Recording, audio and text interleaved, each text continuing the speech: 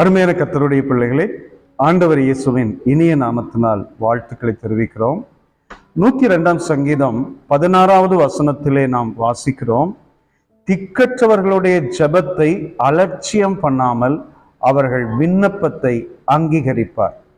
இன்னைக்கு இந்த உலகம், இந்த கால சூழ்நிலை அநேக திக்கற்றவர்களை உருவாக்கி கொண்டிருக்கிறது.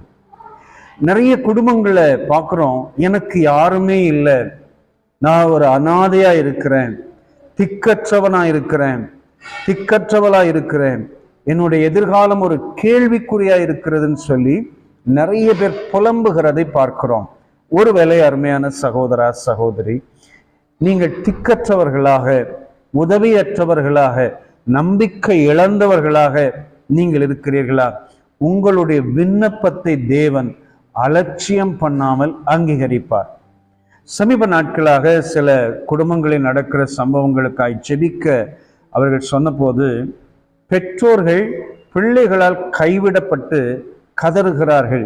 நாங்கள் அனாதைகளாக இருக்கிறோம். அநேக மனைவிமார்கள் தன்னுடைய கணவனால் கைவிடப்பட்டு பிள்ளைகளை வைத்துக்கொண்டு இன்னைக்கு நாங்கள் திக்கற்றவர்களாய், அனாதைகளாய், கைவிடப்பட்டவர்களாய் இருக்கிறோம். அருமையான தேவனுடைய பிள்ளைகளே, இப்படிப்பட்ட சூழ்நிலையில் நீங்கள் இருந்தால் உங்கள் நம்பிக்கை தேவன் மேலே சார்ந்து கொள்ளட்டும். மனிதனுடைய சூழ்நிலைகளை நீங்கள் பார்க்காமல் கர்த்தராகிய ஆண்டவரை பாருங்கள். நிச்சயமாய் ஆண்டவர் உங்களுக்கு உதவி செய்து அற்புதம் செய்வார். 1 சாமுவேல் 1ஆம் அதிகாரத்திலே தன்னுடைய வாழ்க்கை திக்கற்ற நிலைமையில் இருக்கிறதை அன்னாள் உணர ஆரம்பிக்கிறாள். அப்பொழுது அவள் தேவ சமூகத்திலே போய் ஜெபிக்க ஆரம்பிக்கிறாள். ஜெபிக்கிற வேளையிலே சத்தம் வரவில்லை. முணுமுணுத்து கொண்டு கண்ணீரோடு பாரத்தோடு இருக்கிற போது ஏலி கூட சொன்னார், நீ எவ்வளவு நேரம் குடித்திருப்பாய், உன் குடியை உன்னை விட்டு விலக்கு என்று சொல்லுவார். ஆனால் அண்ணால் சொல்லுவார்கள், நான் மனக்லேசமுள்ள ஸ்திரீ, வேதனையோடு இருக்கிறேன், என்னுடைய வேதனையை கர்த்தருடைய சமூகத்திலே கொட்டிவிட்டேன் என்று சொல்லுவார்கள். அருமையான தேவனுடைய பிள்ளைகளே, அன்னாள் ஜெபித்த ஜெபத்தை தேவன் அலட்சியம் பண்ணாமல் இஸ்ரவேலின் தேவனிடத்தில் சொன்ன விண்ணப்பத்தின்படியாய் சாமுவேலை கர்த்தர் கொடுத்து ஆண்டவர் அற்புதம் செய்ததை நாம் வேதத்திலே வாசிக்கிறோம்.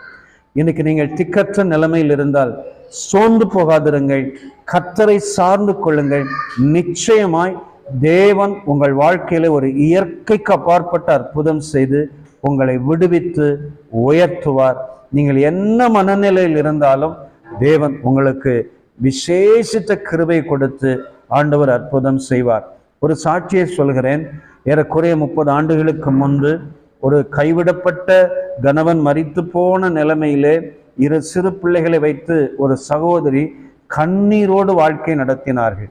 அவர்கள் பேசும்போது சொல்லுவார்கள், எனக்கு கர்த்தரை தவிர வேறு ஒருவரும் இல்லை, கர்த்தர் தான் எனக்கு உதவி செய்ய வேண்டும். பல ஆண்டுகள் கழித்து அவர்களை சந்தித்த போது அவர்கள் சொன்னார்கள், என் தேவன் என்னை கைவிடவில்லை, என் பிள்ளைகள் இன்றைக்கு மிகப்பெரிய ஸ்தானத்தில் இருக்கிறார்கள், என்னை நன்றாய் வைத்துக் கொள்கிறார்கள்.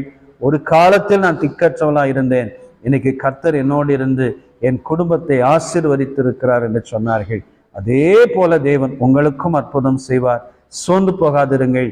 மனிதர்களை கண்டு, மனிதர்கள் கைவிட்டதை கண்டு சோர்ந்து போகாமல் கர்த்தரையே சார்ந்து கொள்ளுங்கள். நிச்சயம் ஆண்டவர் அற்புதம் செய்வார். நான் உங்களுக்காக ஜெபிக்கிறேன். வல்லமை உள்ள பிதாவே, இயேசுவின் நாமத்தினாலே ஆண்டவரே, ஒருவேளை நம்முடைய பிள்ளைகள் திக்கற்ற நிலைமையிலே வேதனையோடு இருந்தால் இப்பொழுது நீ சுகமாக்கி அவர்கள் வாழ்க்கையில நம்பிக்கையை கொடுத்து அவர்கள் எதிர்காலத்தை ஆசீர்வதிப்பீராக. இயேசுவின் வல்லமையுள்ள நாமத்தில் பிதாவே, ஆமென், ஆமென். God bless you. Amen.